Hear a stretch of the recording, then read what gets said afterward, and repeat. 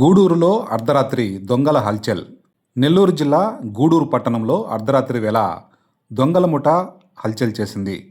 తూర్పు వీధి ప్రాంతంలో అర్ధరాత్రి వేళ చేతిలో మారణాయుధాలతో సంచరించారు నలుగురు గుర్తెలియని వ్యక్తులు. ఓ ఇంటి దగ్గర అమర్చిన సీసీ కెమెరాలలో ఈ దృశ్యాలు రికార్డయ్యాయి.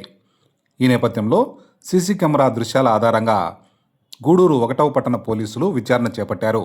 రాత్రి సమయంలో ప్రజలు అప్రమత్తంగా ఉండాలని పోలీసులు సూచించారు. ఎవరైనా అనుమానాస్పద వ్యక్తులు కనిపిస్తే వెంటనే పోలీసులకు సమాచారం అందించాలని కోరారు.